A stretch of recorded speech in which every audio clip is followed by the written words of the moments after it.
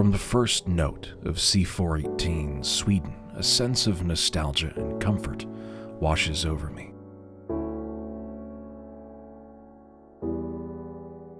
In many ways, it can be considered the theme of Minecraft. But unlike most themes that involve ambient sounds from the game, or which incorporate a rise in action or an epic nature, C418 Sweden simply rises to a presence.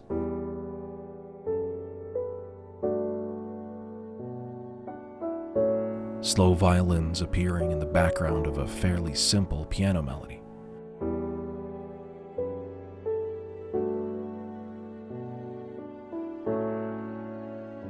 The song doesn't incorporate any 8-bit aesthetics reminiscent of the game itself. C418's choice to avoid chiptunes was deliberate, being aware of the standard sounds chosen by many indie games, a choice he personally hated.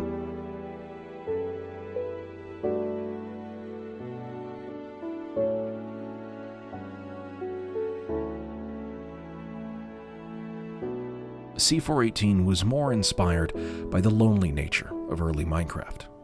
But this isn't a video about C418's soundtrack.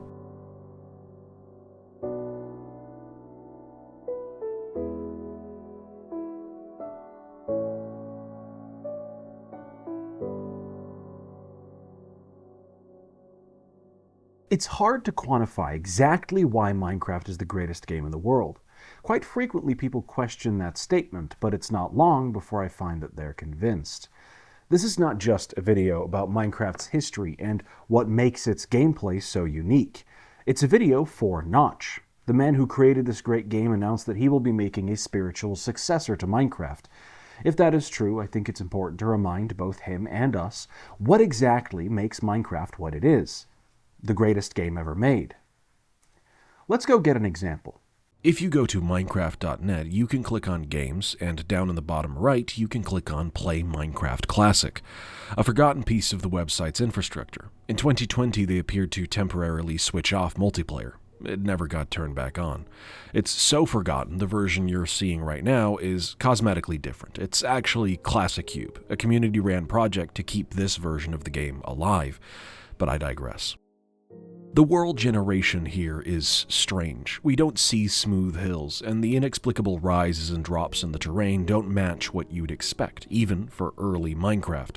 The textures may be unfamiliar or nostalgic depending on when you first played Minecraft. It has now been cleaned up for 6 years by 2025. Whether you remember these high-contrast dev textures with fondness or not depends on how far behind the Village and Pillage update you began playing. This is version 0.0.23a_01, or at least an equivalent version of it. This is not, strictly speaking, where Minecraft began. We'll get to that in a moment, but this is where Minecraft began taking off. This place is what we should look at when we ask the question why Minecraft is so unique. And all I have to do to answer that question is place a block. Something just changed. I did something that has made the world itself different. The act of altering the game world was not a new concept by the time Minecraft came into being. Destructible environments had been a mainstay in Worms since its inception in 1995, which itself owes its core gameplay to artillery games like Scorched Earth from 1991 and before. Not to mention, in the years leading up to 2009, we saw the release of Frostbite 1 engine on Battlefield Bad Company and CryEngine 2 with Crysis. Destructible environments was nothing new. On the other side of the coin, the earliest types of games where you could build things were often stuff that started with the same 3-letter word, sim. Games like SimCity and Sims would encourage you to flex your creative muscles and build either a full-scale city or a small home for someone to live in, giving you free reign to choose whatever you wanted, be it the prettiest or the cutest, not necessarily the best. Similarly, other games called Tycoon, like Roller Coaster Tycoon, would take that freedom and dial it up, giving you the middle ground between the two scales of SimCity and Sims, whilst giving you a ton of control over how exactly to kill those who entered your park, or simply make the park the most pleasant or prettiest park. What made Minecraft different was Well? Look around. There's no goal here. In immersive Sims or Battlefield, you're smashing down the doors to get to a target. In Sims or SimCity, you're managing the parameters of your town or sim and hoping that they don't die. There's a baseline goal, but here, this block does nothing. I get nowhere closer to my target by placing this block even in theory, but I can place as many as I want. This is what made Minecraft unique. It's not the Ender Dragon fight, not the crafting recipe for tripwires, it's not your hopper sorting system, it's this simple choice to have you construct whatever you want, with no limitations. You can stop the video here if that was enough. There's no other game that has done this, and the only games that have are games that are aping Minecraft. They don't have Minecraft's modding scene, its longevity, nor its redstone. If you need more convincing, or you want to hear about how Minecraft got made, and exactly why it's the best game in the world, stay tuned.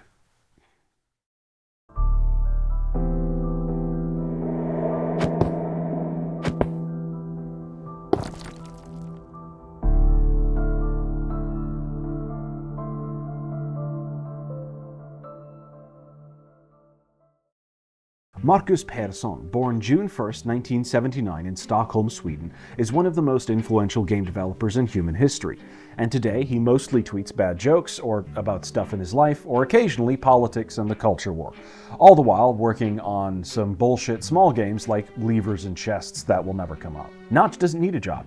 He's working on whatever he wants to work on whenever he wants to work on it. He lives in 1181 Hillcrest Road in Beverly Hills, California, a massive $70 million mansion. He outbid Jay-Z and Beyonce to live there, without a job. Marcus has been offered this luxury by the fact that over 35 years ago, he started learning how to make games.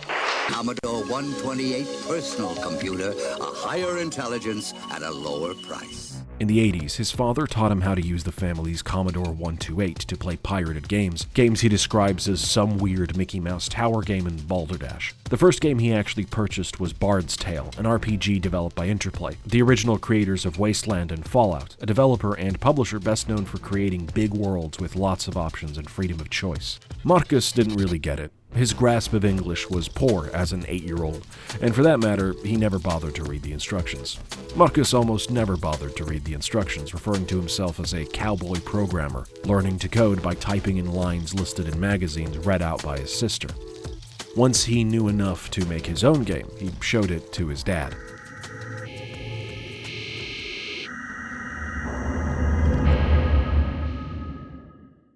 He never learned how to put the game on a floppy disk or save it in any way, so each time the computer was turned off and back on, he had to retype the whole game from scratch. At 13, when the family moved to Stockholm, Marcus joined up with what no doubt today would be called the Computer Science Club. And it was during this time, in the 90s, that Marcus would first manage to develop his own proper games.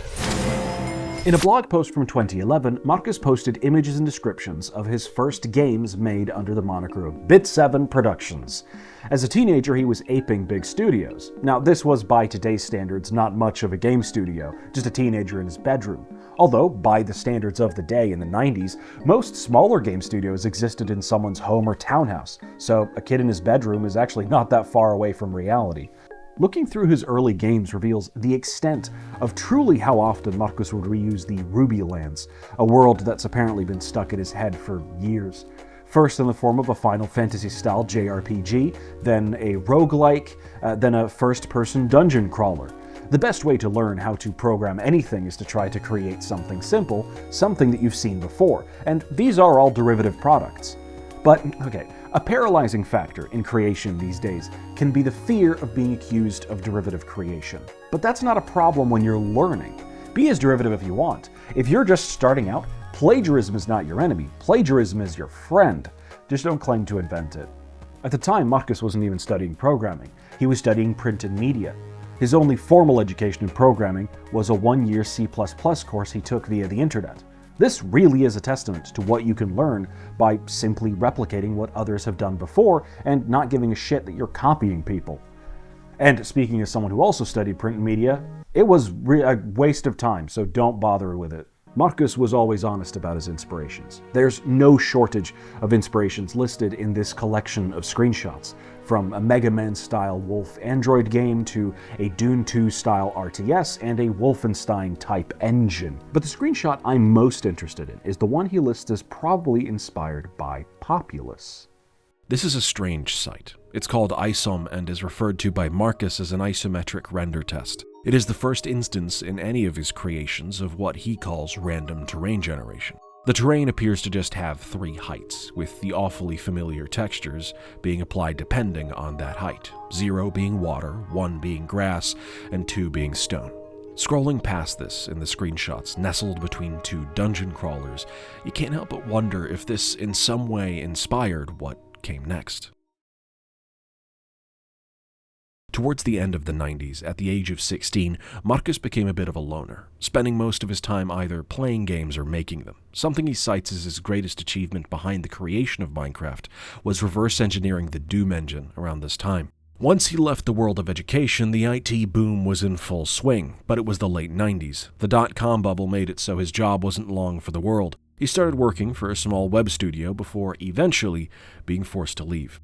Marcus self-describes as having a bad work ethic at the time, and it's unclear whether he lost his job due to the dot-com bubble or being a shitty employee. According to an interview with The New Yorker entitled The Creator, he didn't stay there long, because he was a bit arrogant and thought he could just go there and make games, describing losing his job in the dot-com bubble almost as separate events. For 2 years, Marcus would sit at home working on small toys and games. In 2001, he published The Legend of the Chambered, a first-person dungeon romp not too dissimilar to games like Dungeon Master, or indeed, the game he's currently working on called Levers and Chest. It's most likely around this time, between 2002 and 2004, that he began working in Java. In 2002, Marcus worked on a small project called Dakon B, a 3D gravity thruster game that ultimately disappeared. It was here he seemingly learned that J3D wasn't powerful enough to make anything quote-unquote real, most likely resulting in his move to the lightweight Java game library later. It's lightweight because it has few comforts of a bigger game engine. It's just an OpenGL wrapper for Java. It's there to help you draw triangles on the screen. It would be up to you, or Notch, to figure out the rest. It's also around this time he got a job at Game Federation, some kind of platform for games in Java. The company has since been lost to time. It was while working for Game Federation that he met Rolf Janssen, with whom he ended up creating his first successful game. In 2003, development began on Worm Online, a bona fide MMORPG in 2003, a game that's still active and available to this very day. The premise from the October 2003 archive is interesting to read. Worm Online will be a community-centric fantasy MMORPG, fully developed in Java. The world will have a real economy with a fixed pool of money and resources. Almost all items in the world will be created by other players. When the game is first launched, the map will be an enormous forest, and it will be up to players to build towns and create items for both everyday use and more exotic purposes. The gameplay is expected to be down-to-earth and community-based for most players, with each town serving as a small community. From the get-go, this was a world built by the players, where to begin with the world was meant to be just a forest, but it would be up to the players to create items and build the towns, to create a society from a barren world. According to a post from July 22nd, 2003, the game was intended to have randomly generated maps for each individual server. At the time, in October 2003, they didn't have any artists as of yet, openly saying they found most of the assets on Google Images, and only using them as placeholders. Repeatedly throughout Marcus's posts on forums and his blog posts, he seemed to separate himself as a programmer and not an artist. But not in the sense that we think of 2D artists today, more in the sense of there are programmers and there are artists. They're not nested under artists. It's an important distinction that he makes. 2 other interesting things that happened in 2003. 1. Marcus started posting on jvmgaming.org, a forum for posting and discussing about Java game development. A great source for a lot of Marcus's early game development between 2003 and Minecraft. The second was the creation of the company that would serve as the named development studio for Worm Online. Mojang. It was via jvmgaming.org that Notch, as he began to call himself, started taking part in the Java 4K competition, a competition to create the best game in Java using only 4 kilobytes. Starting in 2005 with Sonic Racer 4K, using stolen sprites to make a Sonic racing game. Later it morphed into a voxel cave engine used to create Dungeon 4K. There was also Hunters 4K, which was a simple Wolfenstein-style FPS. Miners 4K was made for the 2006 Java 4K competition, and it seemed to work a lot like Lemmings, but they were supposed to mine for gold in a randomly generated terrain.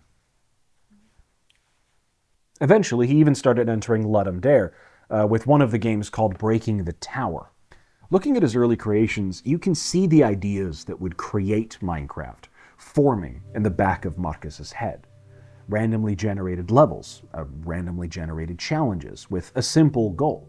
The idea of the players building the world from nothing coming all the way early back in Worm. One of the many, many entries into Java 4K and Ludum Dare was Left 4K Dead, a game made for the 2009 Java 4K competition. I distinctly remember Left 4K Dead and the tense, dark environment it was in. Your field of view was claustrophobic, and the zombies were relentless. The game was even mentioned in a copy of the Swedish game magazine Superplay, and it's no wonder it won the Java 4K competition, with Notch's other game, Meg 4K Man, reaching 13th place. Left 4K Dead had randomized elements. Whereas the maze you were spawned in was always the same, the location of ammo and health was random, together with the clusters and quantity of zombies. It meant that every playthrough had a different difficulty, a bit reminiscent of a roguelike, with the luck of the draw being important for your run. I had no idea at the time that this game was developed by what would become the richest solo developer of all time. Around the time that Left 4K Dead was made, Notch had long since lessened his involvement in Worm Online.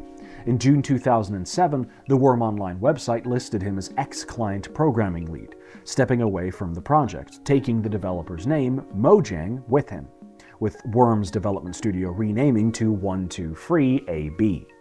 Get it? Starting in 2004, Notch was working for Midas Player, a competitor to other Flash game websites like Newgrounds, Armor Games, and Miniclip, their unique selling point being that you could earn money by playing video games. While Notch was working for them, they'd changed their name to King, the Candy Crush people, so, they've always been that way. Unfortunately, the people in charge of King weren't too happy with Notch developing games in his own free time, and you can understand their frustrations to a certain extent.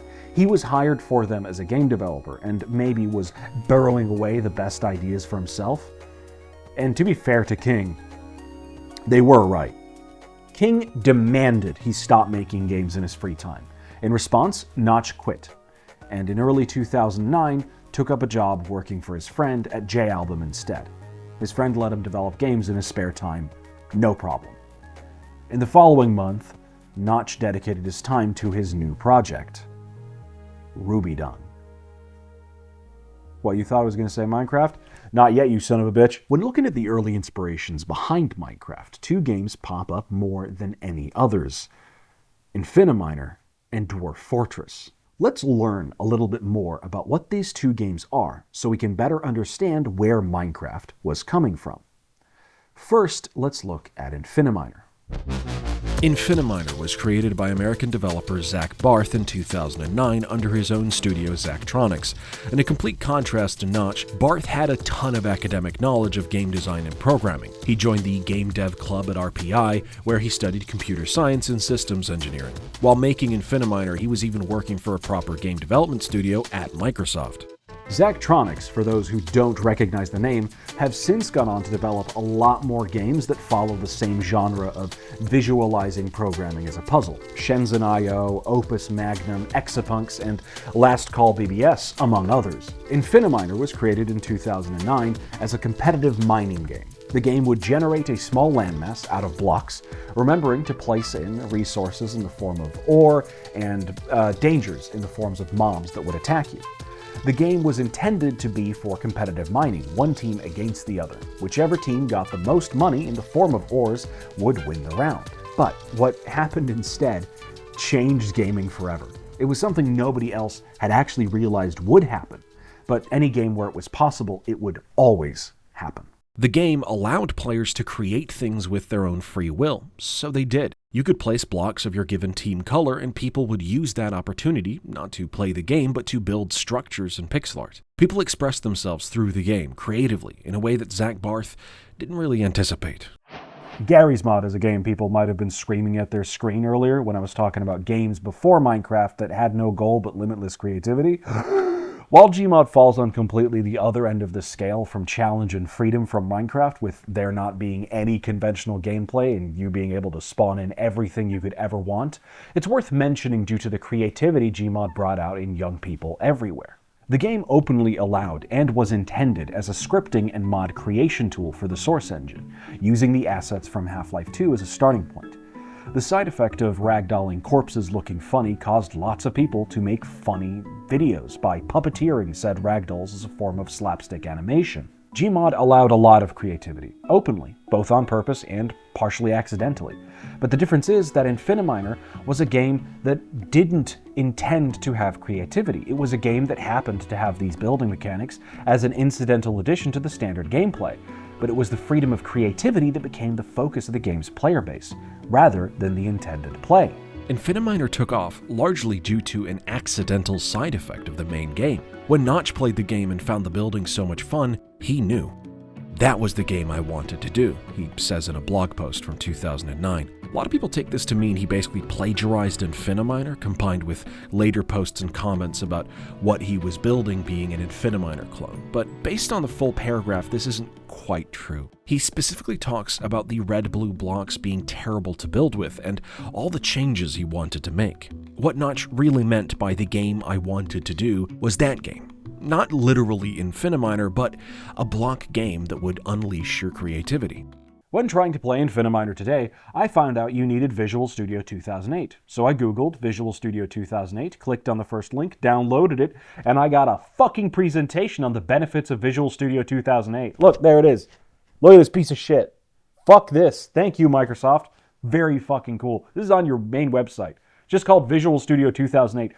The descriptions are called Visual Studio 2008. This is incredibly lazy. Later, trying to find the actual ISO for Visual Studio 2008, I instead downloaded a virus that almost took over my PC because it went undetected on download in the ISO. Again, thank you, Microsoft, for not preserving the actual files in an archive or some shit. So I have to download from sketchy websites instead. Fuck you. Though maybe it's best that it's difficult to run Infiniminer. After all, Barth left within it a fatal error. Barth had failed to encrypt the game's source code, which meant players could download it and decompile it. The source code was readily available for anyone. For most single-player games, this wasn't an issue. The source code for Half-Life 2 leaked 1 year before it came out. It's no doubt that the development was slowed because of it, but other than IP theft and more mods, Half-Life 2 wouldn't have suffered that much because of it. What's uniquely scary about the source code to a multiplayer game leaking is exploits. The source code of a multiplayer game unlocks the possibility not just to activate cheats, which soon became commonplace, but exploits and attacks to infect a target computer. Infiniminer was a free downloadable game Barth had been developing in his free time. He had a job and a career. So when the leak happened, the effort needed to undo it was far more than he could be reasonably expected to spend time doing. He didn't fully realize the potential of this type of game. Notch, meanwhile, did.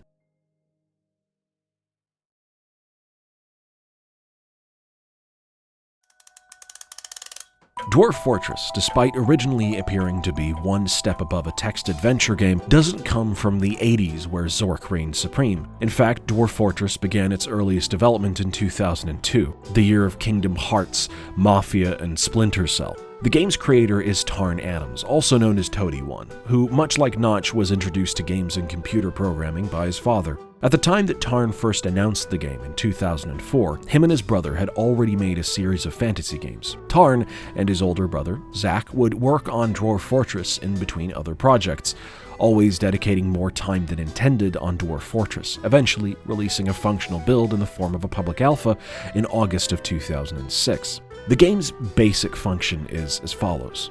The game begins by generating a playable world, not just by using height maps and materials, but by creating towns, characters, and lore. Once this was completed, the player could then choose out of a series of modes, either protecting a fortress or adventuring the world D&D style. You generally start out with an initial goal, but be free to take on more quests or choose your own adventures until you eventually die, with the protection of a fortress being generally more tower defensy, having to deal with famines and floods and attacks. Safe to say, the ultimate freedom of the game allowed caught on a lot. One thing I want to look closer at is world generation. During world generation, the game would generate areas, and based on the amount of rainfall and the amount of places for water to go, you'd have drastically different biomes. Erosion could be modeled, and the world would actually change. Then, civilizations of the game's 4 core races are placed around the world. These civilizations then expand, build structures, and interact through trade, diplomacy, and war. This expansion, or indeed shrinkage, is driven by racial preferences, hostility, and resource needs. Dwarves seek mountains with better ore, elves seek forests with more protection, that sort of thing. Battles occur named after the landmarks, natural disasters, as well as cultural developments, be they artifacts or traditions such as holidays, are generated as well. Individual narratives of historical figures are generated, and they can be rather deep. With the Polygon article from 2014 describing Sazir Stockadebolt, a dwarven woman born in the year 89, tracking her life until her death in the year 195, following her abduction at 1-year-old by a crazed lady, her marriage to another abducted dwarf who was later murdered, causing her to join the goblin hordes and fight in the War of Ignition, taking part in the eradication of an entire dwarven society, before delving into the depths to tame a cave dragon. She was then murdered at the age of 106. In the Polygon article, this is listed as one of nearly 60,000 other historical figures, which is incredible, especially when it's not an individual story. It's the story of the world. The War of Ignition has other people attached to that war story. Other veterans, people on both sides who survive and remember the name Sazir Stockadebolt. I'm shit at the game, so excuse me if the bespoke gameplay for this video is limited, most of it stolen from people who actually know how to play the game. Emergent story is an interesting concept in game design. To what extent does player interaction and video game algorithm drive emergent story? Of course, in a game like Dwarf Fortress, both intermingle. The worlds are persistent, so you can live the 100-year-long life of a wizard named Cunthard and kill 1,000 people as a raving lunatic, and later adventures into the land will tell the story, the aftermath of Cunthard's damage, like scars in a digital history. Emergent story doesn't need the setup of Dwarf Fortress, though. Algorithmic history generation is not a requirement. Emergent stories can be small and personal, like exploring the world of DayZ. All emergent stories need are elements that are outside of your control and unpredictable. But generally, emergent stories like DayZ occur in a level and a world that's been generated by level designers, not by an algorithm. It made it less personal than Dwarf Fortress was. However, much of its history and world was created by an algorithm and not the player. Notch understood this deeply. 2 games show up moments before Minecraft appears in Notch's archives of development. The first is Zombie Town. This was intended to be a spiritual sequel to Left 4K Dead, reverse engineering the GTA Chinatown engine for its rendering. Notch created his own fully 3D texture mapper from scratch. For the first time, he could map textures onto 3D objects in Java, as everything he'd done before was the old 2.5D methods used in engines like Wolfenstein, and the first test for it was this Zombie Town game. It never made it past this video, showing the characters that featured in the game, the texture of which can today be recognized as possibly the most iconic character in gaming history. The second game is RubyDung. As you already know, Rubylands was an idea Notch had stuck in his head. He would repeatedly use it as the world for a lot of his games, and names for the worlds in his games. RubyDung. May have been obvious what the name means, but to use the words of Notch himself, it was a dungeon game in the Rubylands. The 5 screenshots we have of the game have been preserved in the Intraclinic, a repository of information about Notch and his development history, and of course a little bit of Minecraft. And the game looked like this. Those familiar textures of grass and cobble look awfully strange to be seen from this far away. It's almost weird that the scale of these textures fits better with Minecraft when it was intended to be viewed from an orthographic view, with a wide view from hundreds of meters in the sky.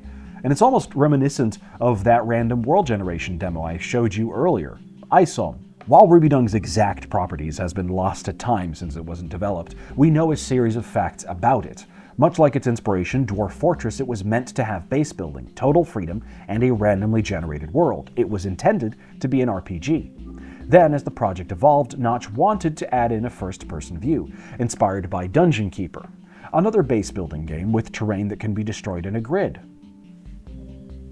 Then eventually, Notch found Infiniminer, and it struck him. This game with a bunch of cubes. This is what he could make. So, he went back into the RubyDung project and started working on turning everything into cubes. And then, Notch published what can only be described as the Book of Genesis, but for Minecraft.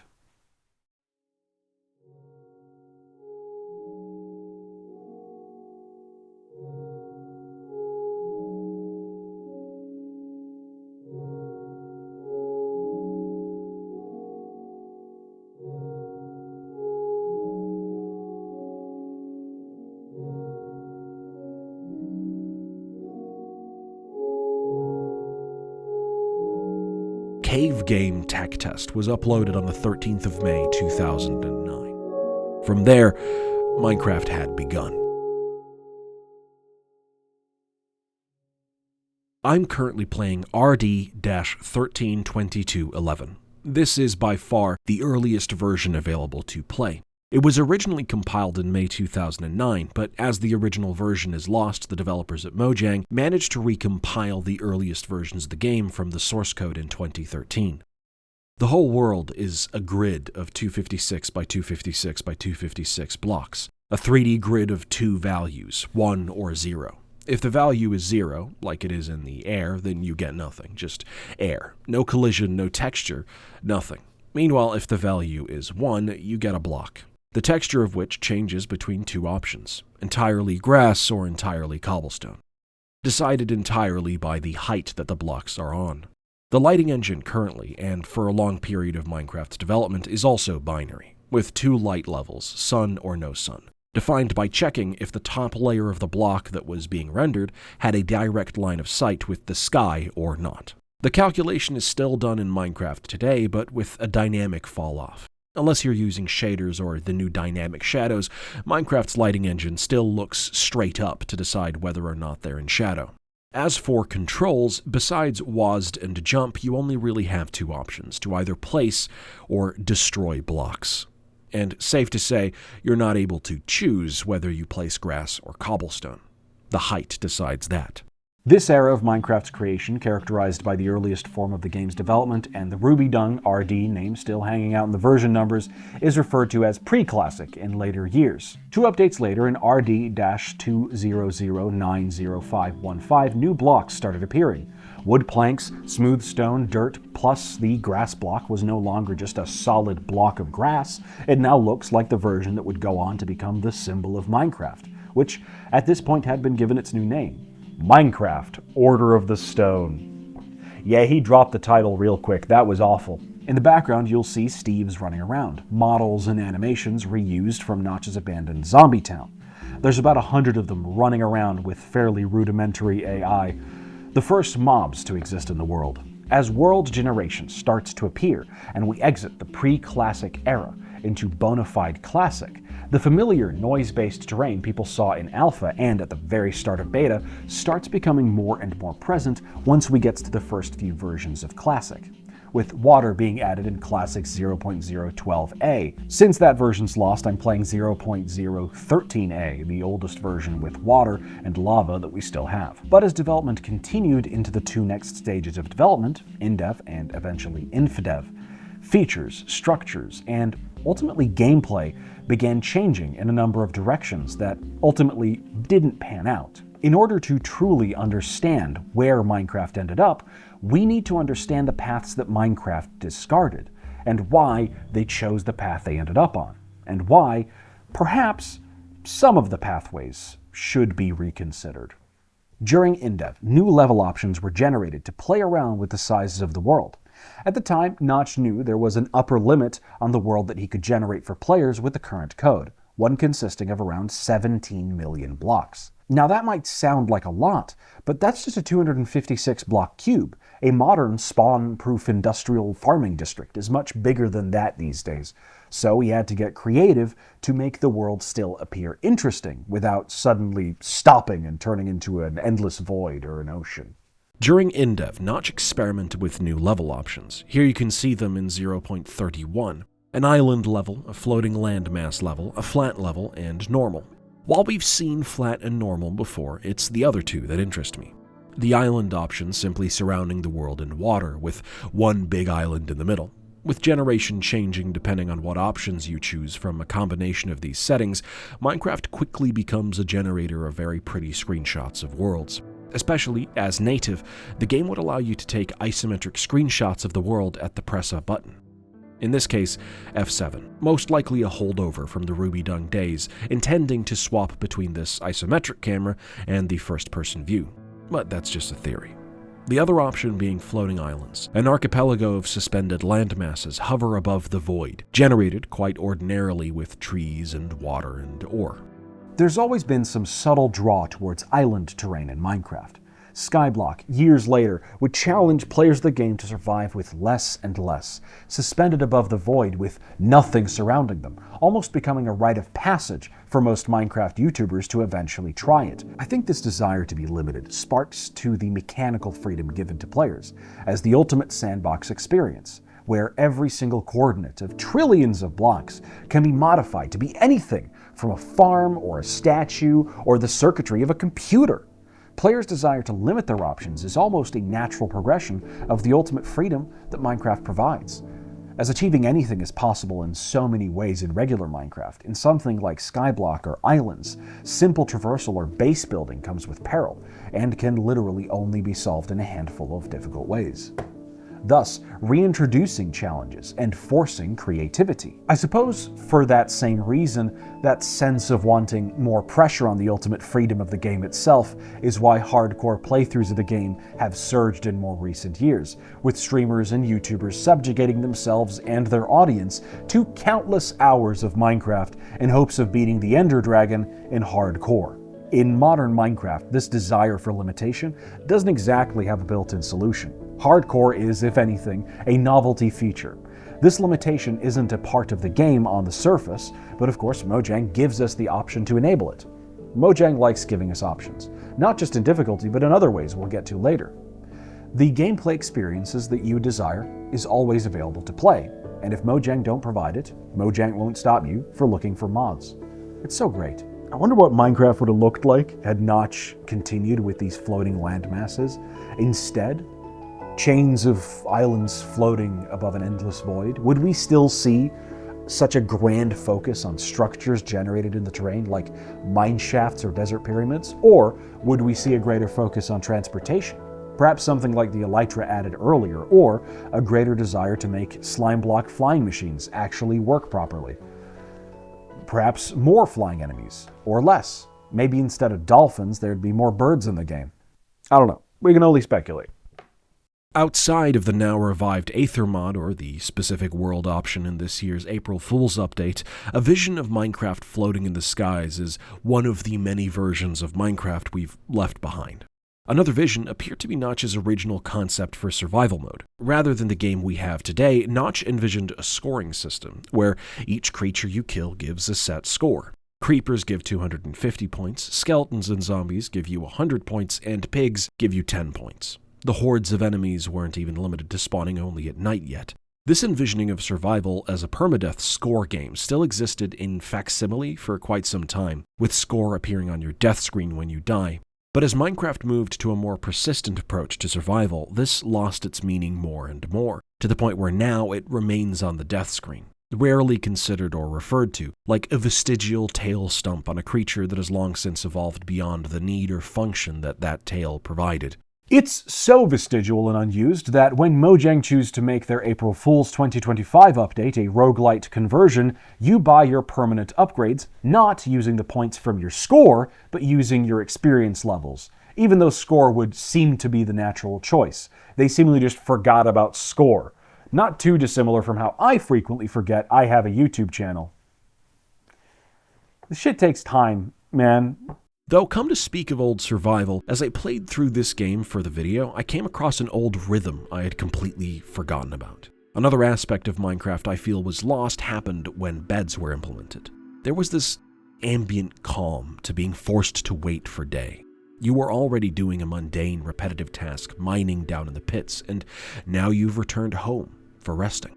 It felt like a gamified version of having a drink and staring at the sunrise after a long night shift working in some factory somewhere. That feeling is something I'm actually not that unfamiliar with myself, having worked 12-hour shifts from 7 p.m. to 7 a.m. In the winter here in Norway, you really would go to work and come home in the dark. It had this quiet serenity to it. It was nice. The addition of beds changed this. Sure, it gave us the ability to simply return the time to day and get on with it. It sped up the cycle of the gameplay, and it made the game more responsive. But in that, the game completely lost that sense of a schedule. The rhythm of day and night was gone as it fell completely in our hands. Whereas before, we were more at the whim of the game's schedule, and being able to safely traverse the night world was more distant, with weapons and armor being hard to scrounge up.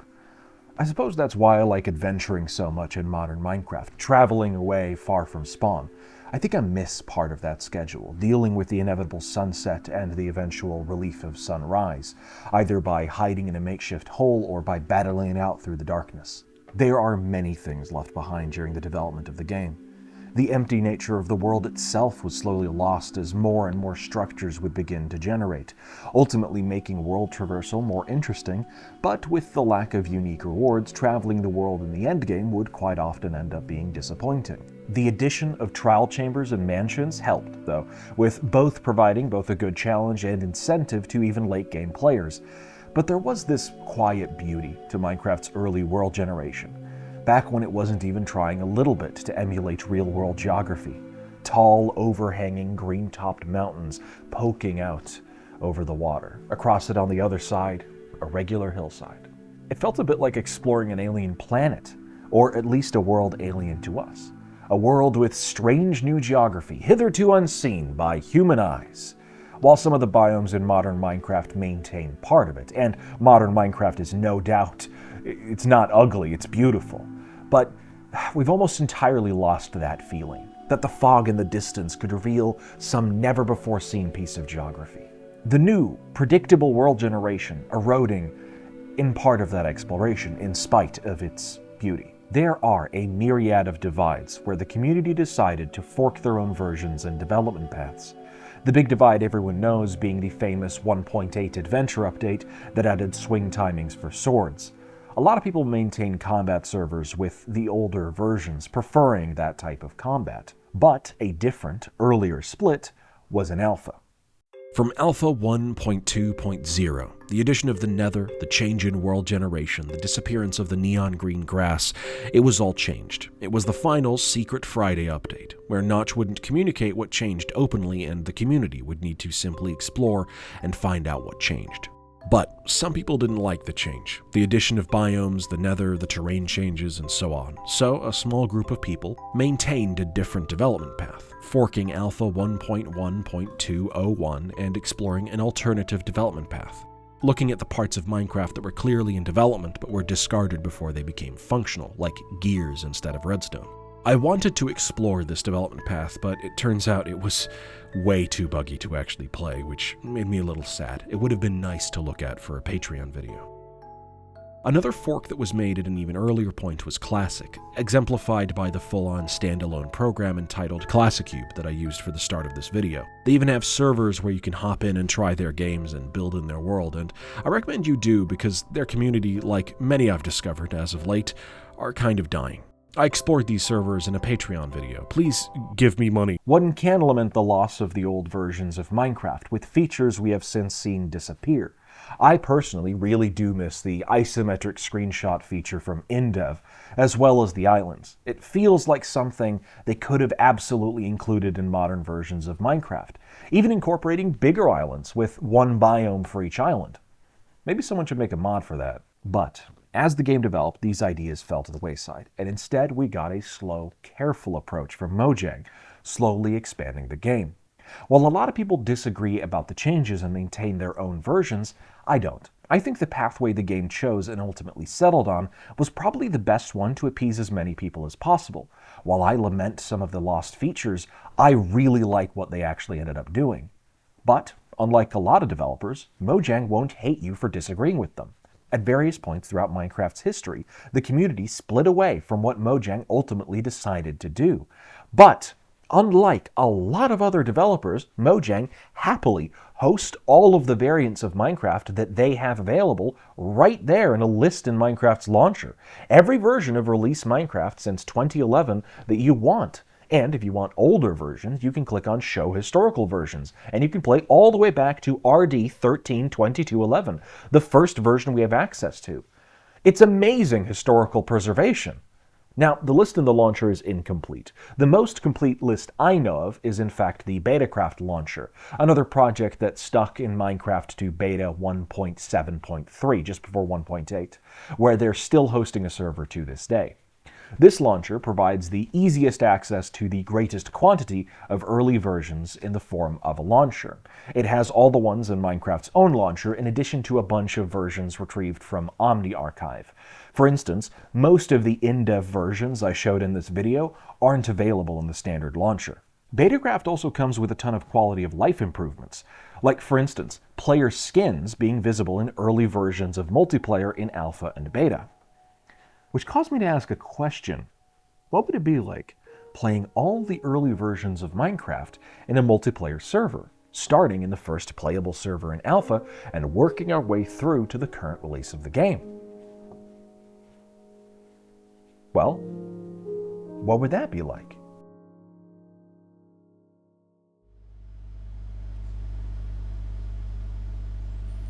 Oh, wait, never mind. There we go. Just had to try a couple more times. No, it's night already. No. Yeah, no, it's a I can't see anything. I'm blind as well. Help. So, doors don't work. Oh. They're a nightmare to deal with. I didn't get coal, so I didn't get torches, so I'm fucking in the blind as well. The intention was to, over 10 weeks, experience what it was like, once again, to play through the years of Minecraft's development in fast forward. Contrary to this hoodie I bought as a kid, I didn't get the game in 2009. I got it in 2010, sometime between my birthday November and Christmas in December. So while I was late, I remember only the last days of alpha. I remember hearing about this cool new update adding the nether after the fact. So while I did start playing in alpha, I missed most of it. The first version we played on was that forked off version of alpha, 1.1.201. This is an alpha so old that proper damage calculation for entities and servers doesn't actually exist, which meant for the first week everyone was immortal and unable to kill anything. So we put the server on peaceful because creepers could still blow up and zombies would just chase you forever. Something I immediately discovered about the nature of the game at this point was the lack of pressure in this older version. I immediately began building a large cobblestone castle, a square footprint with 4 towers in each corner. This structure was to house me and one of my friends, but it was surprisingly simplistic and repetitive to build. And like I said, pressure-free. Modern Minecraft has a ton of options for building that makes the game utterly gorgeous. Details previously only possible in mega builds became more and more possible to do in small scale.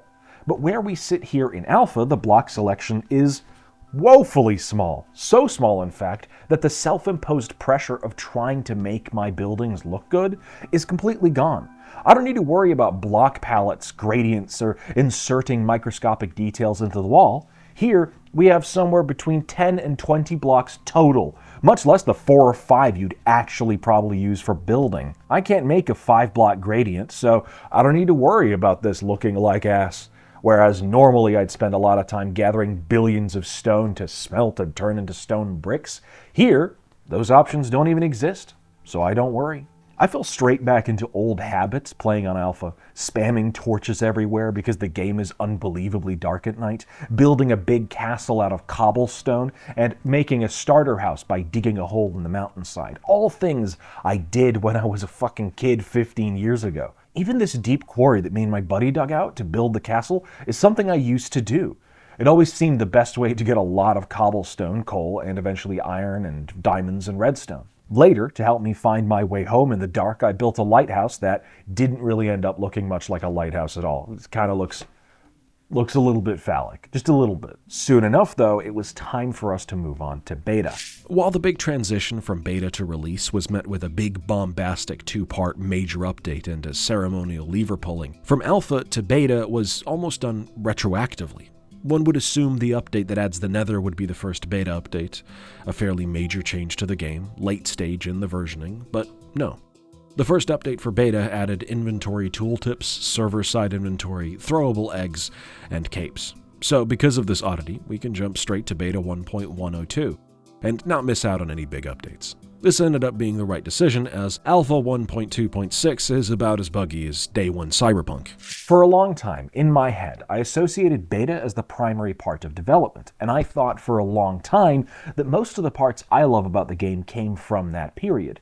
Drag-click crafting, fun complex redstone, comparators, enchantments, villager trading. But no, in fact, most of the aspects added during beta were pretty simple. Big updates by that time's standards are fairly small now, or medium-sized. The single biggest update in beta was 1.8, better known as the Adventure Update Part 1. It added experience, hunger, mine shafts, villages, though they were empty at this point, made it so bows fire slowly instead of as fast as you can click, and sprint was finally implemented, even though you need to double-tap W to get it to work. This update also added the new biome changes, which naturally resulted in me trying to reach it, spending full 2 days trying to travel via the Nether to the New World generation, causing some of the strange chunk-based fractal terrain we have in the server today. Traveling south resulted in, I shit you not, like 9 portals spaced out by 800 blocks in the overworld, and all I could find was fucking ocean. It was insanely frustrating. The Nether update took a while to work in multiplayer, but once we got there, it was clear to me how strange and empty the Nether was back in the day. This weird, hellish landscape is far more vitriolic and hateful in this version. It's a barren, rocky cavern of lava and bloody rocks. Ghasts are far more present than in the later versions, and with the open terrain, it's harder to hide from them too. Combine that with the slightly buggy crouch key, and thankfully I had friends. Cola Guy is a name that previously appeared briefly in my ELO video, and I exploited his kindness to build a massive pit in the lava to save my dumb ass. Thank you, Cola. King shit. But when I eventually got to the New World Gen, I settled here. 200 blocks away from a spider spawner and on the edge between 2 types of biomes I knew would be massively changed in the future. Taiga and the swamp. You forget some old stuff and remember some other stuff. It's really interesting. You see, I remember these old village buildings. They sucked, and they were kinda ugly, but I didn't remember that swamps used to look like this, with much brighter grass and a lot less water than later versions. Beta 1.8 also added back creative mode into the game and gave us the famous panoramic menu screen that has since become a source of investigation and nostalgia. There's other videos about that stuff, you don't need to look to me. All in all, beta was an oddly short period of time. Maybe I remember longer in my head. In real time, beta Minecraft lasted December 20th, 2010 to November 18th, 2011. 11 months, almost exactly. Maybe the reason I felt it lasted longer was because I was a kid. 1 year of time was so long back then. It felt like half a year between the update that gave us powered rails and the ones that gave us pistons, but in reality that period was closer to 2.5 months. But this time dilation probably also comes due to the fact that in the years since, I've melted some of the updates post-released back into beta in my memory. Like Jungles. I thought Release 4, the update that brought Jungles and Iron Golems, came sometime during beta, because I remember Testificates being a thing and Golems being added before trading, but the memory of a child is incredibly fallible. The sequence was just wrong.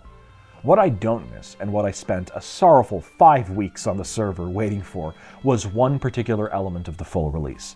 Adventure Update Part 2, which gave us the end, both in terms of the game and the dimension. Breeding, villagers, mushroom islands, nether fortresses, blazes, hardcore mode, potions, and most importantly, for what I was missing in particular, enchanting.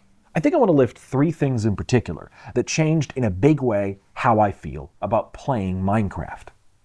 It's no secret that for most of my time playing Minecraft, I was never all that good at building things or designing things. While I can be creative, I struggle with naturally intuiting visual design. What I always preferred was using redstone, because figuring out how to make stuff work with that was a form of problem solving that I could always work with. As redstone evolved over the years, it's pretty clear that there was never going to be an easy out. Wireless redstone has been added in the form of mods many times, and it's not really possible in Minecraft without some hacky workarounds. But those are intentional, they're to force creativity. Most of Minecraft, if not all of it, is built around the simple principle, Notch internalized into the development team at a very early stage. I strongly believe that all good stories have a conflict, and that all good games tell a good story, regardless of if it's pre-written or emergent. Free building mode is fine and dandy, but for many people it will ultimately become boring once you've got it figured out. It's like playing a first-person shooter in God mode, or giving yourself infinite funds in a strategy game. A lack of challenge kills the fun. What is fun about Minecraft is that there's no easy solutions at any point in the game. You can't pop down a ready-made shelter like you can in most other games, nor can you pop down a RS NOR latch like you can in many games that visualize circuits or programming through the visual of a video game. You need to actually build the internal logic of the RS NOR latch itself. The logic of redstone is consistent and knowable, and as a result its internal logic is enough to fill a massive book on the subject. You can do everything with redstone, and in a way, that's exactly the intention. You don't have to know the problems of real-world computing or circuitry to work with redstone, because power concerns such as resistance, circuit breakers, voltage, amps, watts, not a problem in Minecraft. In that sense, redstone is less complex. But in another way, it's more complex. You don't have ready-made components that do much. The best you have is the daylight sensor, the comparator, and maybe the crafter. The rest is mostly simple functions of repeating, inverting, or carrying a signal, or triggering a redstone pulse based on player input, movement, or a block update. Redstone completely alters the way you play Minecraft, especially with hoppers that pick up and move items from one thing to another. With automatic storage systems, automated farms, equipment stations, animated visuals, flying machines, with the newly added crafter, you can have a storage system that automatically detects that you're low on a resource, and then spins up an automatic farm that goes through the process of crafting that exact thing. It completely alters the opportunities available in Minecraft, and most of this kind of destroys the idea repeated very often that Minecraft is for kids.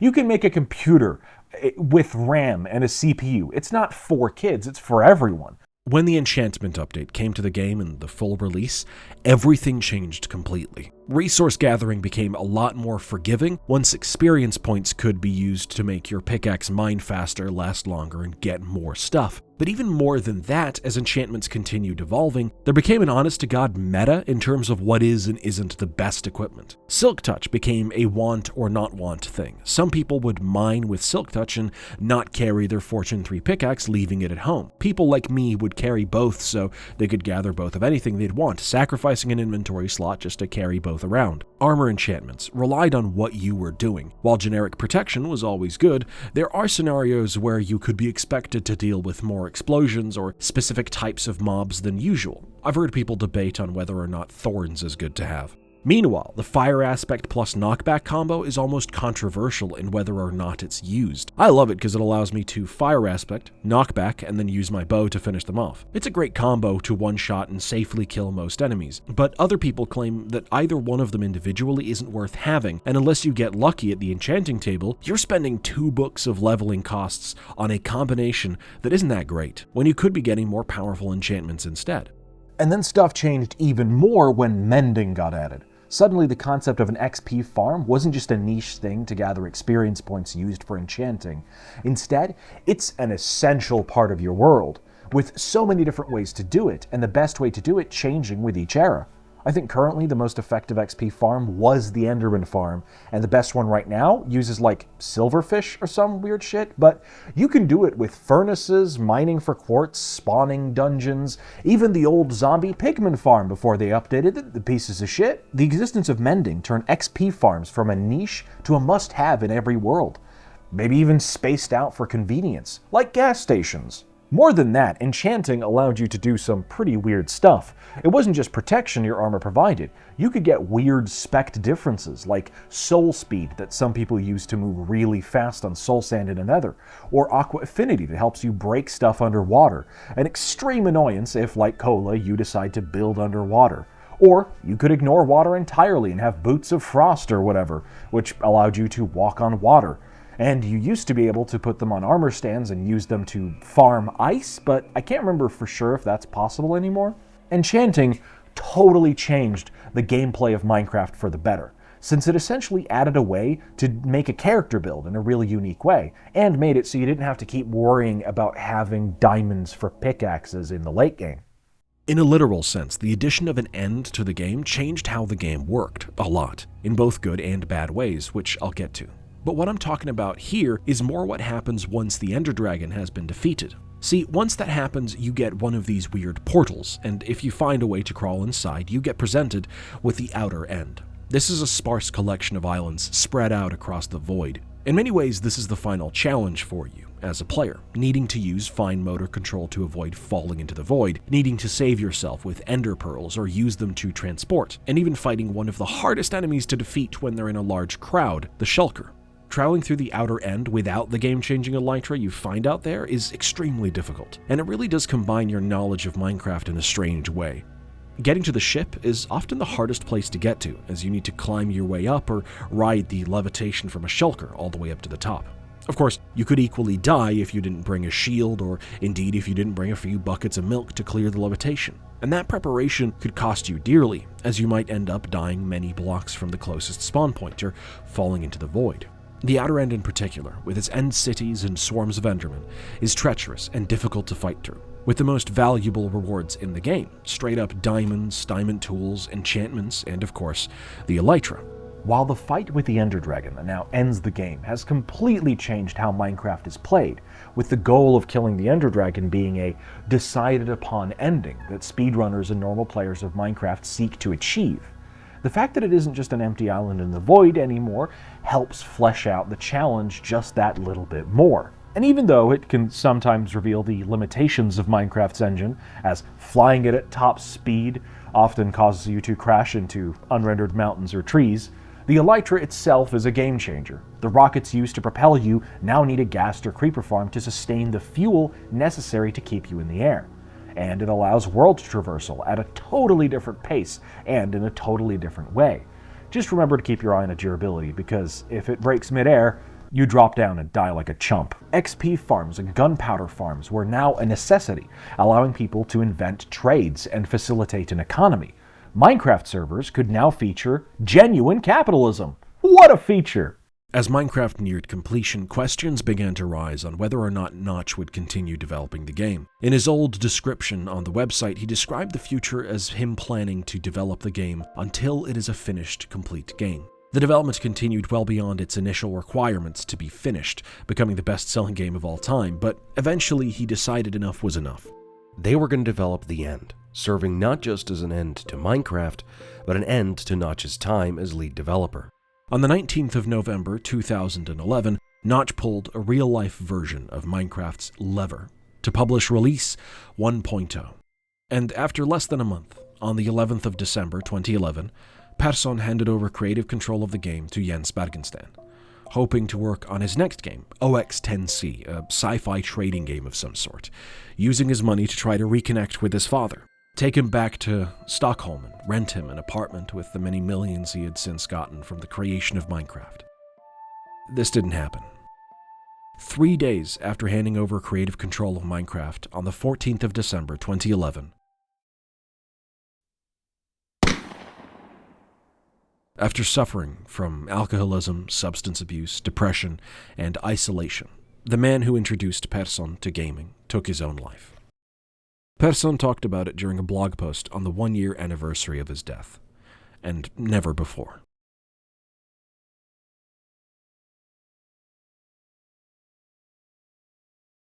A lot of people don't know this about Persson, that he lost his father days after closing the chapter on his greatest achievement.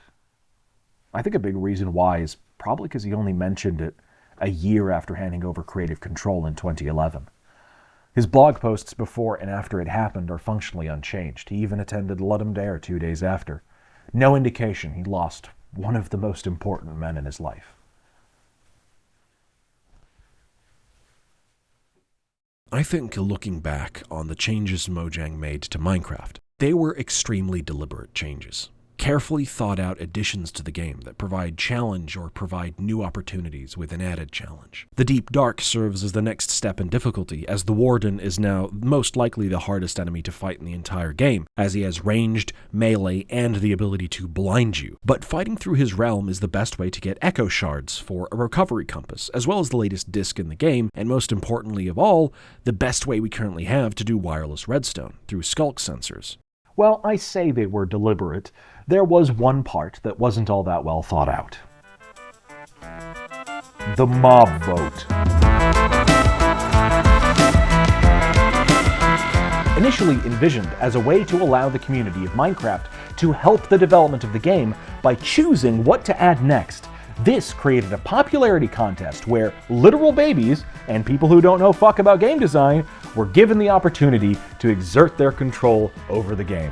It all started with the 2017 mob vote in Minecon Earth, one of the worst things Minecraft ever did. It was a 90-minute live stream and not a con, with the ever-present Lydia Winters joined with Will Arnett, who is here because he was Batman in the Lego movie. It definitely makes a ton of sense. Couldn't possibly get Patton Oswalt or Ashley Johnson from the actual Minecraft story mode. Get Batman from the Lego movie. Lego is Minecraft. It was used to announce the Update Aquatic, but it was also used to announce the Super Duper Graphics Pack that ultimately got cancelled 2 years later because it was a fucking graphics update that previously cost $0 and involved downloading free mods and would instead now cost $10, effectively forcing you to pay money for the privilege of having decent graphics. But what people will remember it for is the mob vote, where people were allowed to vote between 4 mobs. The Barnacle, a squid-like dude who sucks players underwater with their tentacles, the Great Hunger, a lizardy dude who eats mobs and enchanted items but spits them back out with the enchantments removed, and the Wildfire, which was a more powerful form of the Blaze in the Nether, intended to add some much-needed difficulty to the Nether at the time. The final mob was the Flying Hell Pancake, known as the Phantom, a flying creature that attacks any player that hasn't slept for 3 days. What possessed the community to think this would be a good addition to the game is probably the greatest indication that mankind should never look to non-experts to make expert decisions. Cosmetic changes are fine, but what happened instead was that after the Phantom won the 2017 mob vote, this shitbird became an ever-present annoyance, as it wouldn't just spawn as one guy once a night. It would spawn 3 until the night was over, and you'd have to stop multiple times a night, every night, especially if you were working on a building or redstone project that ran long, and you'd have to spend precious minutes of your miserable fucking life to killing them just for them to drop an ingredient that can only be used to craft potions of levitation, the most useless potion of all time. The worst thing is, the mob vote was so tight the whole way through. In the first round, the difference between number 1 and number 4 was 4%. It's no doubt that a handful of content creators who are not game designers and thought the Phantom would be a great addition pushed the Phantom over the line, and most of them have come out later and apologized that they had no idea what they were asking for. It's almost like they're not game designers. It's almost like the game designers at Minecraft should have designed the game ahead of time. Since the Hell Kites were added, we were even allowed the option to switch off them entirely, which I did immediately, because these fucking pieces of plastic caught in the drift are fucking unnecessary and bad. You want to balance Phantoms and make them a good part of the game? Okay, here's how. Phantoms are essentially a punishment for not going to sleep. So why do we go to sleep, and what does the game do to make sleep necessary to do regularly? Not to set our spawns. You can do that during the day and without sleeping. And it doesn't really expire until the bed is broken or you pick a different bed, so you don't need to sleep every time. In reality, all we do with a bed is we sleep so we can make it daytime because of the danger of monsters, or to have a better eye on our surroundings. That's it. You sleep to see better or to avoid mobs. But If you've solved those problems around where you're working using torches, glowstone, redstone lamps, buttons, whatever, then you have a decent eye on your surroundings and there's no danger of monsters. So then going to bed has absolutely no benefit. So the phantoms spawn in, creating an annoyance so that you sleep, which provides no benefit to the player who is working in a lit up base whatsoever. Especially if you are creating a design that activates at night, like using redstone lamps, and you're trying to see whether it's good or not. Forcing you to sleep in that instance is even more annoying than normally when you don't care that it's night or day. That's shitty game design. That's bad. You're inventing an annoyance to force the player into an action that isn't beneficial to them. You're interrupting what they want to do with a thing that they don't want to deal with. What you need is for sleeping to already be beneficial, a thing that you need to do.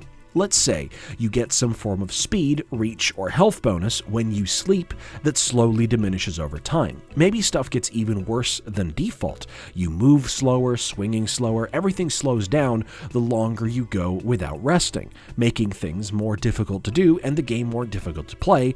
That all resets when you sleep. Now the incentive of the Phantom getting you to sleep is an additional difficulty added upon the already present difficulty of not having slept. At that point, the phantoms spawning in would be a warning to say, turn back and go to bed to get those benefits back, and there would be a genuine benefit to going to sleep.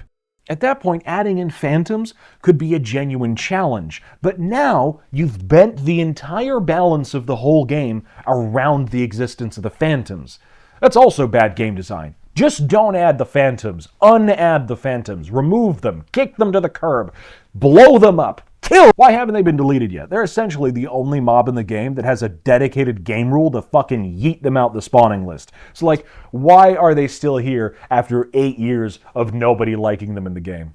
I don't know. Maybe it's commitment, because despite the 2017 mob vote being an unmitigated disaster, they did it again.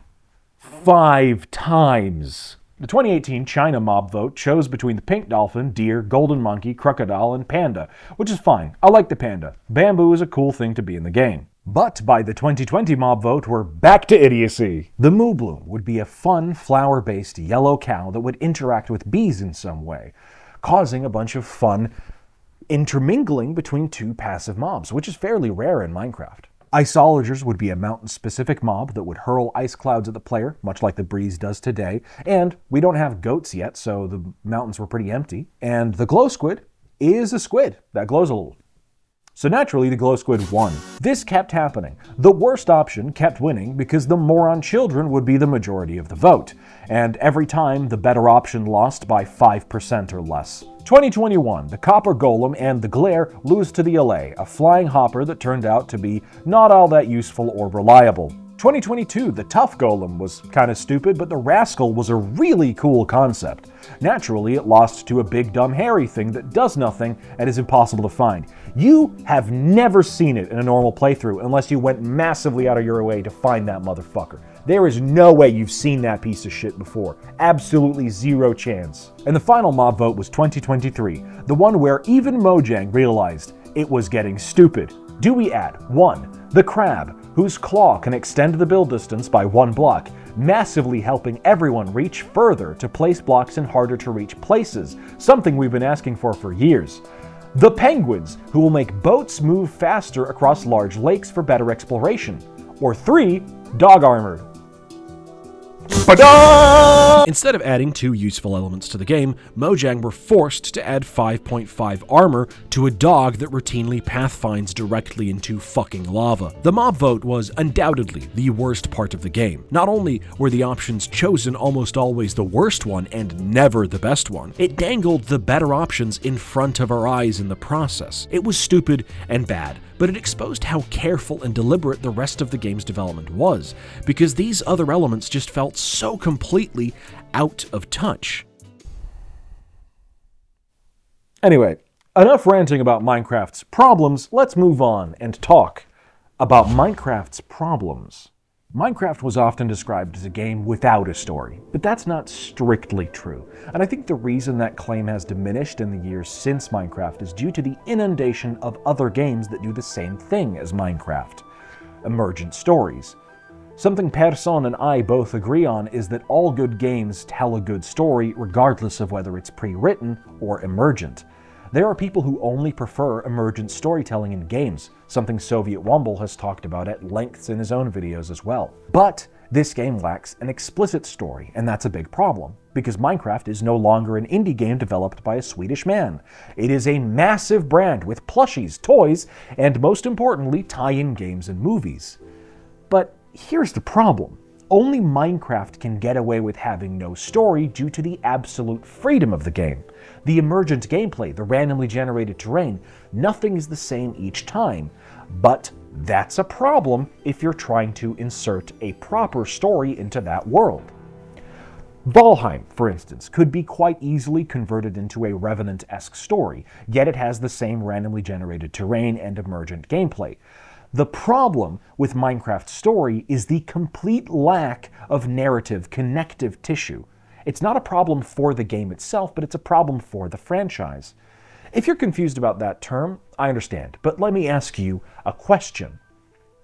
What are skeletons in the game? Like really, what are they? Undead, yes. But who? Which undead? Are they you? Are they some other species? And what reanimated them? You're the only person that looks like them that exists in the world, but if you die to a skeleton or a zombie, your corpse doesn't become a zombie or a skeleton. You disappear in a puff of smoke, just like everything else. So where do they come from? Emergent stories don't really care. Those stories have within them the fact that you are a player in a world being challenged. DayZ doesn't at any point explain where the zombies came from other than essentially saying virus, but it doesn't need to. Baked into the experience is the fact that you're playing this game and how you choose to interact with players, the world, and challenges. That is the emergent narrative. It doesn't need to explain a lot of that setup. But an actual narrative, one that has a story that you would want to think about, that does in fact need to explain where skeletons are from and what they are. It doesn't need to bore you with the details, but they need to exist. I'm not talking about an encyclopedic explanation with a dedicated scene. Environmental storytelling is more than enough, but Minecraft doesn't have any of either one. My point is that Minecraft has no explanation for what skeletons, zombies, creepers, or slimes actually are. There's no real connective tissue explaining most things in Minecraft. In Valheim, which I mentioned earlier, there's a pretty clear ecosystem in each biome with no direct storytelling, just environmental clues. Take the swamps in Valheim, for instance. They're dense, watery, mushy pieces of shit, which contain within them collapsed and ruined dungeons, as well as the remnants of wooden and stone structures that have since collapsed. The enemies within are either leeches and goops, who could easily be explained as part of the local fauna, but also undead skeletons and draugr. Now, without any overt storytelling whatsoever, we can connect those undead to the ruined buildings we see in the area. Undead creatures and ruined buildings have been connected pretty much since the zombie apocalypse became a thing. Not a real thing, it's not happening right now, but I mean in media. We can surmise that the draugr and the skeletons, and ghosts for that matter, are the aftermath of the corruption and apocalypse that happened to the world of Valheim that made it like this. The same thing is done in the lava world in the south that exists at the bottom of the map. You have undead and ruined buildings. Though there you also have the friendly dvergr, but it seems to be an offshoot of the clan of the Mistland dvergrs. Meanwhile, in Minecraft, there's nothing that connects one village to another, nor is there anything that connects a village to the nearby ruins, nor to the nearby connections. Villager traders don't actually travel from village to village, they just spawn near the player and hang around until they despawn. You'll never find a villager hanging out at a trading camp that they later break down and leave in. Pillagers and zombie hoglins are probably the best worked out, having structures and behaviors that are consistent with a single core meaning, but the rest of the game is basically nonsense. In Valheim, though there's no end to the game as of yet, there is a single cohesive structure that ties all of the disparate parts of the game together. You are in the afterlife hoping to earn your way into Valhalla, so no matter what, the beginning will be echoed in the ending. What part of the Ender Dragon's threat is represented in the overworld? Endermen are basically passive mobs if you don't look right at them, so not them really. They don't attack any other creatures, be they animals, creepers, or undead. And while their pearls are the key to reaching the Ender Dragon, that only happens happens if the player seeks it out. There's no reason for us to be attacking the Ender Dragon. Endermen are here and they move blocks to be annoying, but they're not by any metric an existential threat that warrants traveling across the world, risking life and limb to defeat a big angry dragon. Now, that lack of a threat is good. It preserves a lot of Minecraft's intended freedom, but it also is a huge problem when trying to insert a story into the game world. Whether it's the Minecraft movie, or Minecraft story mode, or indeed Minecraft dungeons and or kingdoms, the narrative and the choices you can make will always feel less like an expansion to Minecraft than it does a restriction of its mechanics and potential. And as a result, due to it being called Minecraft something, it feels like it should add to the experience. But it doesn't. I mean, there's more words, but there's just less of the game. That makes no sense. Minecraft is so vast, so free, so utterly massive in its potential for what you can do, that nothing seeking to add a story can make anything other than a lesser experience. I suspect this is why Minecraft movie was in development hell for so many years. Trying to make a movie out of Minecraft is essentially impossible. You can only make a lesser product. You can't elevate the source material like you can in some other games. You need to do so much work to add connective tissue and create a villain that makes sense that it essentially stops being Minecraft. You lose the creative freedom that Minecraft allows with the swap in genres or mediums. Then you lose the rest of Minecraft with the massive changes to the lore and the plot of the world, which is necessary to have any plot at all. So what's left is a Minecraft-themed nonsense, stuffed with references to the original game, but with no real resemblance to the game itself. It becomes something else, something that isn't Minecraft. I mean, when I watched the movie, I didn't even see a mention of the Fortnight problem. I don't know how to connect these two chapters, I'm gonna be real. The Fortnight problem, or better known as the 2-week period, is mostly recognized as a meme. But I can tell you, it's a real phenomenon. Wait, you thought I was going to talk about the Battle Royale game? You fucking... yeah, that's funny. The 2-week phenomenon usually goes like this. A group of friends realize that Minecraft has had an update, or has had lots of updates since they last played it. So one of the groups starts up a server and they all embark upon a newly generated voxelized landscape, be it realms, bucket, spigot, vanilla, whatever. Though let's be honest, who the hell uses straight up vanilla? The players, in between other games, school, work, whatever, enter the world at various times, build stuff, mine stuff, and eventually the group usually joins up at around 1 to 2 weeks and figure they have the top level gear to fight the Ender Dragon. After defeating the Ender Dragon, the players then, for whatever reason, slowly lose interest in playing the game. Some people try to find more stuff to do in the game, like building farms or building pretty looking structures, but eventually, after 2 weeks or 3 weeks or even up to 2 months, the group lose interest and the server is dead. Usually, the person who started the server, that's me in this instance, keeps playing for a while, treating it like a single-player world, but realizes without other people to prank or to trade with or to fight or to show their stuff to or to see build other things, eventually leaves the server, either leaving it dormant for the rest of time, hoping someone will eventually join, or they shut it down. The 2-week phenomenon is extremely sad for people like me who find endless enjoyment in Minecraft. So for a long time, I've been curious about what exactly causes the Fortnight problem, the 2-week phenomenon.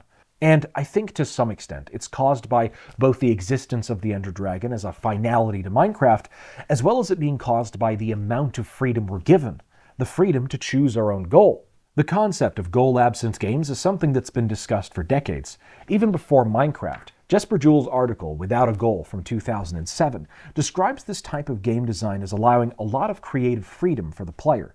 He takes the examples of San Andreas, a game with traditional goals that features optional activities that you can do instead with total free will, and compares it to Sims, a game that features no stated goal, but instead a series of constraints, barriers, dangers, risks, and unintended outcomes that stand between you and whatever desired outcome you choose. And that's the key, the outcome or goal that you choose. What he essentially states in the article is a response to the evolving understanding of the complete theory of video games. It stated that video games are goal-oriented and players derive enjoyment from goals. Jesper believes that this definition is incomplete. I disagree. I think it's a misinterpretation. The simple shift happened as soon as the internet set up leaderboards for speedruns or specific types of play in any given game. But before that, it was already happening. Goals are indeed what provide challenges to players, and the mental challenge of completing that goal is what provides the fun in video games. What I think Jewel is misunderstanding is where that goal is coming from. Improving your BMXing skills in San Andreas is a goal, but the key difference is that it was one chosen by the player. Very often, video games rely on the goal of the game orienting with the goal of the player. Here's an evil wizard that you want to defeat. You want to defeat it? Let's go do it then. Where that goal orientation fails, you get games I was talking about in my Why Boomer Shooters Are Bad video. The goal of the game is poorly communicated, and as such, I lose the ability to align my goal with the game's goal. Sometimes video games will provide the player with a myriad of different options and goals to achieve. Collectibles, swimming, exploration, climb the tallest tower, steal a tank, kill everyone on the map, but the goal you choose can be up to you.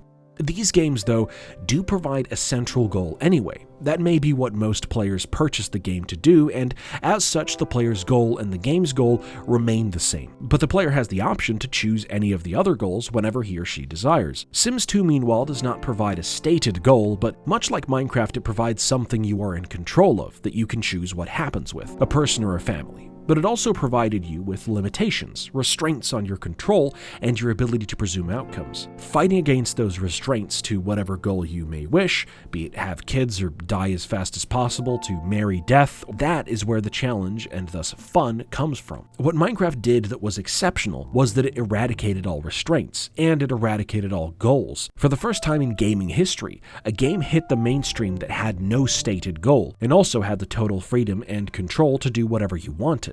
It was the first game to completely erode any idea of the game not being in your control. If you stop playing, if you dig a hole for yourself, place a torch and sit there, nothing ever happens. Skeletons get hunted by wolves, zombies ride chickens. The only thing that might happen on a long enough timescale is the slow dissolving of the world through Enderman entropy, as landscapes would shift and change in random shapes over a million years. You'll take damage and starve, but you won't ever hit zero and outright die, unless you're on hard. You don't have to do anything to keep the game going. Theoretically, everything from running away for all eternity from monsters to building a supercomputer or even living in a cave in a mountain named after a sex act is all your way of expressing yourself through this game.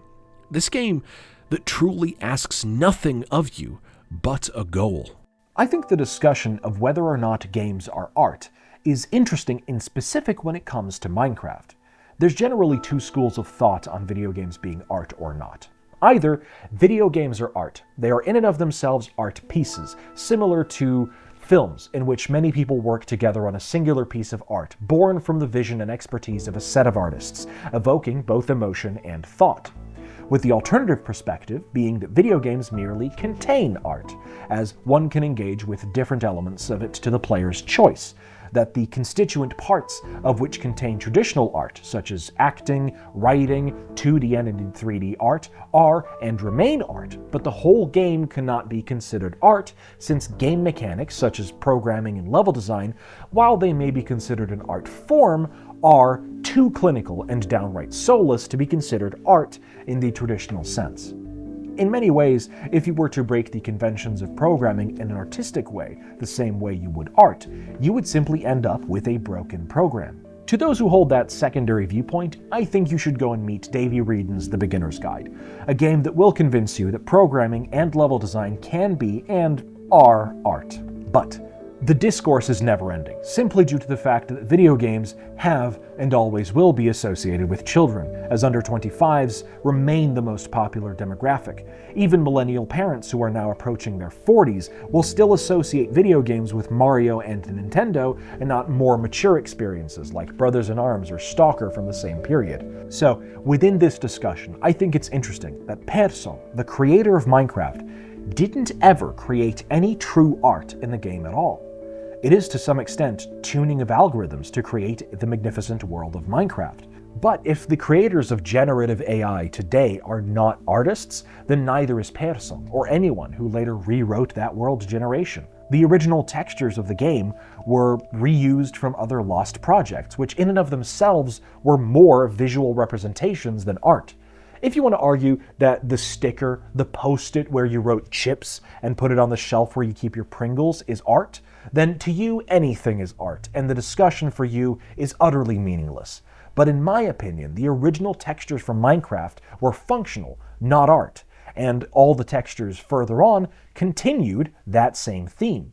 Now, go back to your pretentious wine party if you want to keep discussing that. Persson himself admits he has no artistic talent. The music of the game, Persson originally got from C418. While that is art, Persson had no hand in its creation. From the interviews from both Persson and C418, the creation of the music was effectively left entirely in C418's hands. His artistic vision and inspiration came directly from his interpretation of Minecraft, even down to deliberately not choosing to replicate the 8-bit art style in the music.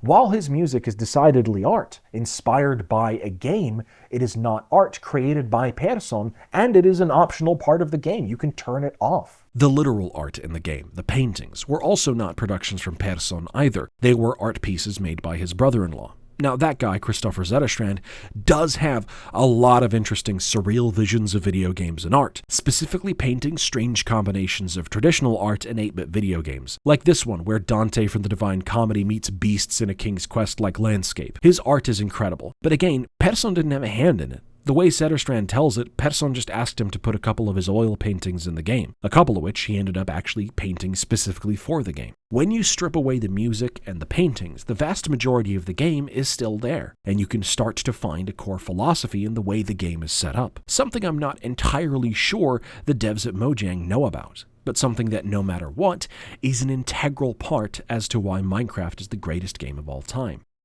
A lesson that Persson should carry forward if he indeed is to create Minecraft 2. Minecraft contains no art. It is a game devoid of art. Instead, Minecraft is a game that forces the player to become an artist. Much less in a way that games that literally provoke actual art from the player, Minecraft does it way more subtly. Games like Passepartout or Eastshade invite the player to attempt to create art directly, through both gameplay and story. Eastshade is about painting these beautiful locations for your dead mother. Passepartout is about a dying artist. Minecraft, meanwhile, isn't really about anything.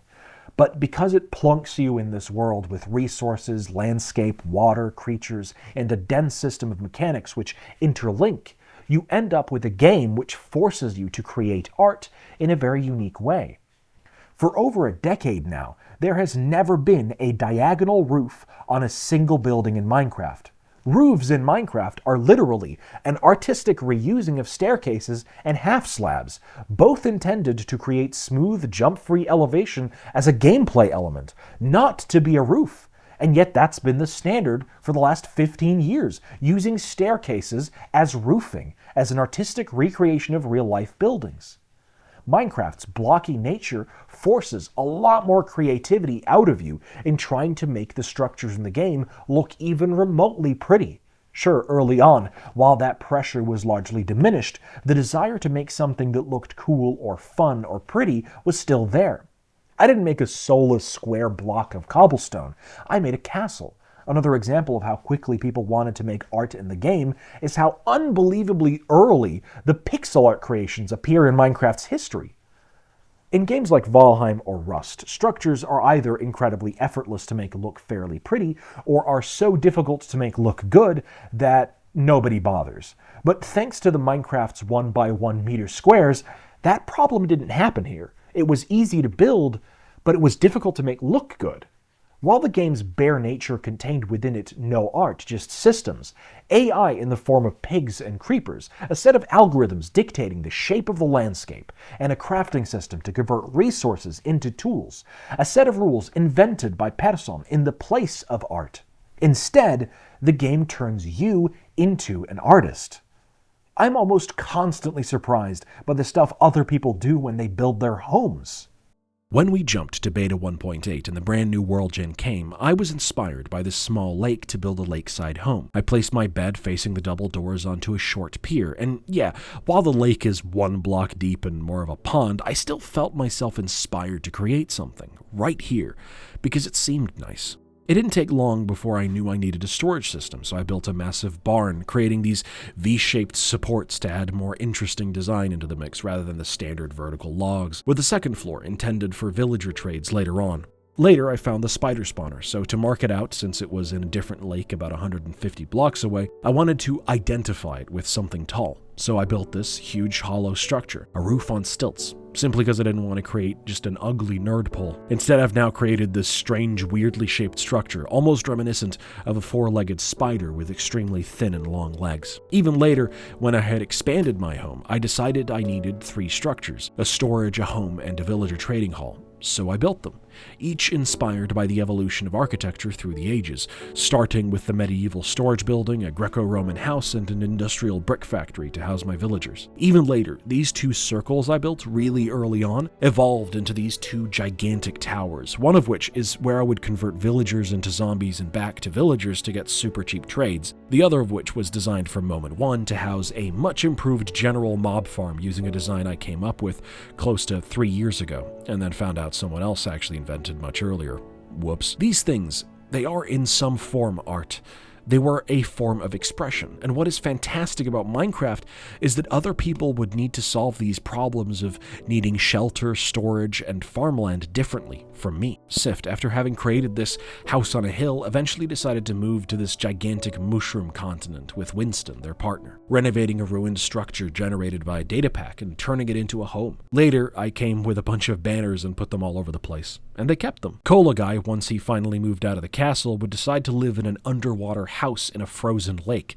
Later, I filled his house with paintings, inadvertently covering up the view out to the watery lake. His home would expand underwater, constantly fighting the janky fluid dynamics of Minecraft to try to gain more land under the lake. Alex, meanwhile, wanted to live directly underneath a shallow piece of water surrounded by netherrack, specifically so he could have a hell-themed house and simultaneously have water dripping from the ceiling. If that's not some form of strange art, I don't know what is. Connor showed up on day 1, built this shitty house, and then left.